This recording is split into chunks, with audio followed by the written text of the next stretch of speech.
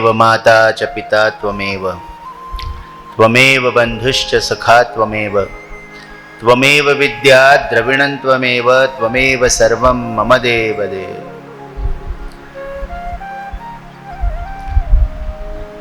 आज अंतर्राष्ट्रीय योग दिन विश्व में महोत्सव के रूप में मना रहे हैं। योग सनातन धर्म की विश्व को एक ऐसा उपहार है जिससे पूरी पृथ्वी पर स्वास्थ्य का उत्सव मना सकते हैं। उत्तम स्वास्थ्य ही मनुष्य को लंबी आयु दे सकता है। हम सारे लोग यदि जुड़कर इस योग शास्त्र का ऐसे ही अनुकरण करेंगे तो ये ऋषि मुनियों की जो देन हम मानव मात्र को मिली है उससे जरूर हम सबका स्वास्थ्य ठीक होगा। ऋषि मुनियों की इच्छा है कि हम ईश्वर को साक्षी मानकर अपना जीवन बिताएं। ईश्वर को जैसे अनुकूल हो वैसे हम अपना जीवन बिताएं। तो ये ईश्वर प्रिय जीवन कौन बताएगा हमें? क्या पद्धति है, कैसे जीने की आवश्यकता है?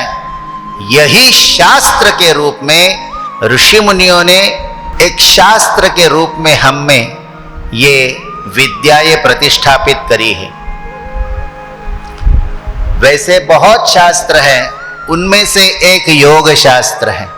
वृद्ध हो, महिला हो, बाल हो, युवा हो,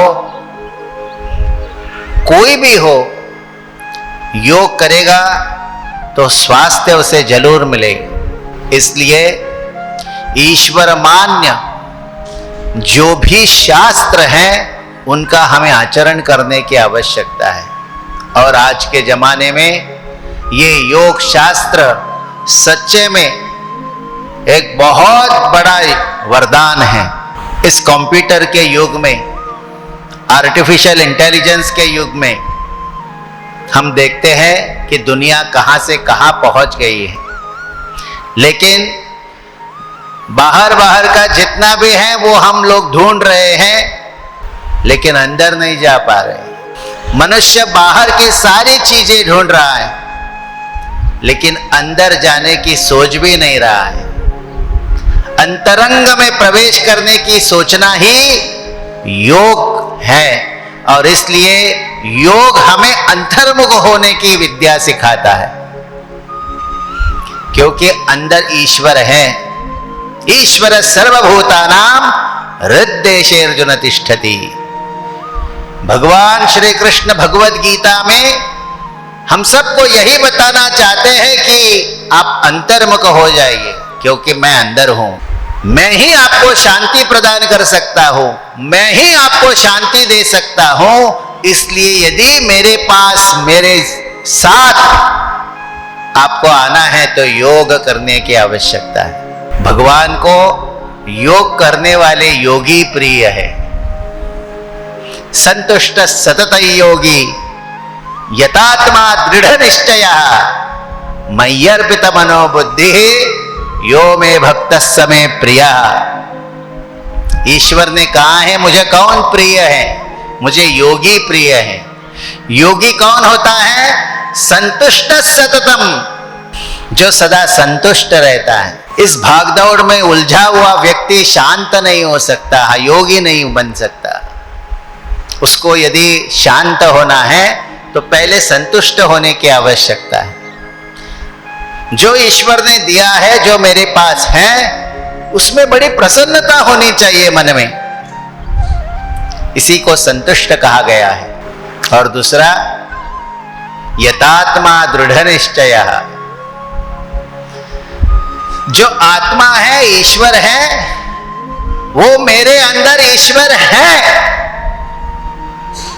ऐसा दृढ़ विश्वास होना चाहिए। और यदि ये विश्वास हम लोग कर पाते हैं तो बाहर यहां वहां ईश्वर के लिए ढूंढने की कोई जरूरत हमें महसूस नहीं होगी। ईश्वर के लिए लोग झगड़ा करते हैं, ईश्वर के लिए वाद विवाद पैदा करते हैं। ईश्वर तो हमारे अंदर है, लेकिन हमें अब तक भरोसा नहीं है, अभी कंफर्मेशन नहीं मिला है कि सही में अंदर ही भगवान है। ये कंफर्मेशन सद्गुरु देते हैं, वो हमें बताते हैं कि ईश्वर कहाँ है, उसके उपासना में कैसे रहना चाहिए। ये जो दृढ़ विश्वास है, यतात्मा दृढ़ निश्चयः, ये दृढ़ निश्चय मनुष्य सद्गुरु के पास, गुरुओं के पास, ऋषि मुनियों के पास जब जाता है तो ईश्वर में दृढ़ निश्चय बन पाता है। उतना कठिन काम है नहीं, लेकिन करने की आवश्यकता है। और ये तब होगा जब हम निश्चय करेंगे और यतात्मा, आत्मा जो है उसमें मन और बुद्धि समर्पित करेंगे। मेरा मन बहुत कुछ कहेगा। इस ग्रंथ में ये कहा गया है, उस सज्जन ने ये कहा है, ये विद्वानों ने ये कहा है, ऐसे बहुत कुछ हमने सुना भी होगा, पढ़ा भी होगा, लेकिन इस सब में से अपना मन छोड़कर जो सद्गुरु ने हमें आत्मा में मन रखने की बात कही है, उस पर ही हमें अपना मन ले जाने की आवश्यकता है। मन और बुद्धि दोनों आत्मा में स्थित करना है। और यदि काम ये बन गया, बस आप ईश्वर को प्रिय है। यो में भक्त समय प्रिया, वही भक्त मुझे प्रिय है। ये काम हमें हर रोज करने की आवश्यकता है। जब हम काम ये करते रहेंगे तो हमें एक योगी की उपाधि मिल जाएगी। संतुष्ट सतत योगी, संतुष्ट हुआ, आत्मा में दृढ़ निश्चय बसा हुआ और जिसका मन और बुद्धि ईश्वर में समर्पित हो चुका है, उसको योगी कहा गया है। इसमें क्या बड़ी बात है? कुछ नौकरी हो या धंधा हो, ये सब करके हम ये जरूर कर सकते हैं, उसमें कोई बड़ी बात नहीं है। बस इस योग को हमें अपने जीवन में स्थान देने की आवश्यकता है। चाहे क्रिश्चियन हो, मुस्लिम हो, हिंदू हो, जैन हो, बौद्ध हो, सिख हो, देशी हो, विदेशी हो, कोई भी हो, वो योगी बन सकता है। यही सनातनत्व है। सनातन धर्म में ऐसी सोच और ऐसी सिख देता है। इसलिए आदरणीय नरेंद्र भाई मोदी जी जो भारत के प्रधानमंत्री हैं, उन्होंने इस योग दिवस को विश्व में उत्सव के रूप में मनाने के लिए हम सबको अवसर दिया। वैसे ही इस साल गोवा में सब जगह पर योग कार्यक्रम कर रहे हैं। उसमें भी हमारे गोवा के मुख्यमंत्री डॉक्टर प्रमोद सावंत जी, वो खुद इसमें बड़ी रुचि ले रहे हैं और गोवा को एक योग भूमि के रूप में दुनिया भर के लोग योग के लिए गोवा आए, इसके लिए वो भी प्रयत्नशील हैं।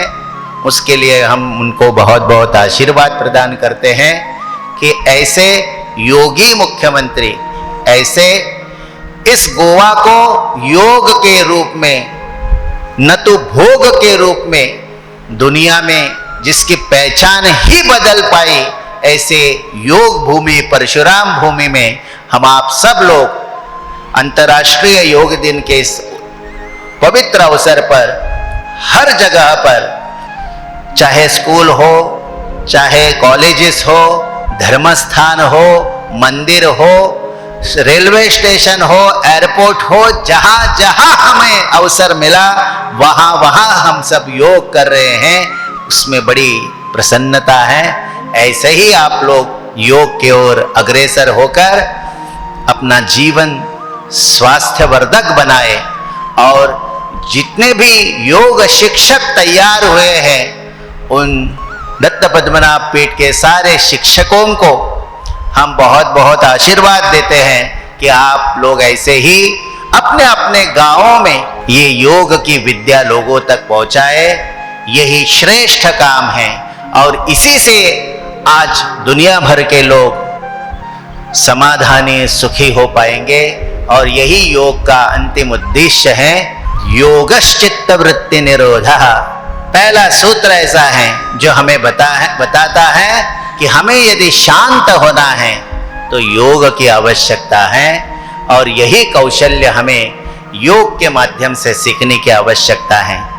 आज आप सब लोग यहाँ उपस्थित हुए और योग को अपनाया, आप सबको बहुत बहुत आशीर्वाद। ईश्वर दत्तात्रेय भगवान के चरणों में प्रार्थना है कि आप सबको लंबी आयु देकर निरामय जीवन प्रदान करे और आप सब लोगों के जीवन में उत्तम स्वास्थ्य एवं उत्तम ईश्वर के आशीर्वाद से अपने बच्चे उन सबको दीर्घायुष्य प्राप्त हो, यही कामना के साथ आप सब लोगों को बहुत बहुत आशीर्वाद। सत्य सनातन वैदिक हिंदू धर्म के, भारत माता के, भारत माता के, गोमंतक भूमि की, गोमंतक भूमि की, नमः पार्वती